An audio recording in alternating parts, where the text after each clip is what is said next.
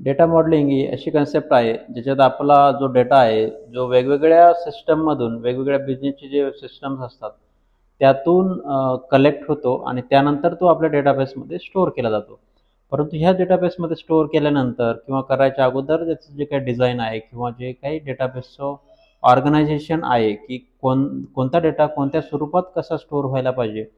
वेगवेगळे जे टेबल्स आहेत त्या टेबल्समध्ये कोणत्या प्रकारचा डेटा असतो, जसं की डिमेन्शन टेबल्स आहे, फॅक्ट टेबल्स आहेत. मग त्याच्यात कोणत्या प्रकारचा डेटा असतो, तो डेटा स्टोअर झाल्यानंतर मग त्यांच्यातली जी रिलेशनशिप असते, वेगवेगळे जे टेबल्स आहेत, त्या रिलेशनशिप्समध्ये आपण कोणत्या पद्धतीने डेटा आपण म्हणजे ऑर्गनाइज झालेला आहे, हे सर्व ठरवण्याची प्रोसेस किंवा हे सर्व ऑर्गनाइज करण्याचं जे काम आहे ते म्हणजे डेटा मॉडेलिंग.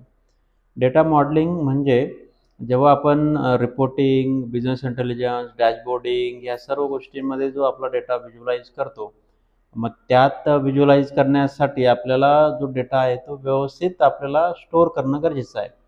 आणि मग ते स्टोअर करण्यासाठी आपल्याला वेगवेगळ्या जे काही डेटाबेसचे टाईप्स आहे आणि मग त्याच्यात टेबल्स आले, ते काय जे काही व्हिज्युअलायझेशन आहे की आपण अ, कोणत्या स्वरूपात कोणत्या टाईपचा डेटा कसा स्टोअर केलेला आहे, हे सर्व ज्या गोष्टी आहेत त्या डेटाबेस टेबलमध्ये होतात आणि ही जी एंटायर प्रोसेस आहे ती म्हणजे डेटा मॉडेलिंग.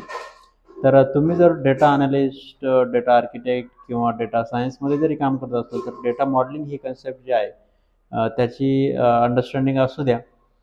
डेटा जे डेटा मॉडेलर्स असतात, बेसिकली सेपरेट रोल असतात. डेटा ॲनालिस्ट जसे असतात, डेटा सायंटिस्ट जसे असतात, तसे डेटा मॉडेलर पण असतात की जे फक्त आणि फक्त डेटा मॉडेलिंगवरती काम करतात. त्यांना भरपूर काही कामं असतात. आता हे जनरली मी फक्त ॲज अ इंट्रोडक्शन म्हणून डेटा मॉडेलिंग काय असतं ते सांगण्याचा इथे प्रयत्न केलेला आहे. परंतु जर तुम्ही डेटा मॉडेलिंगमध्ये तुम्हाला जर इंटरेस्ट असेल तर तुम्ही ही जी फील्ड आहे ती पण शिकू शकतात आणि नक्कीच तुमच्या प्रोफेशनमध्ये याचा उपयोग करून घेऊ शकता.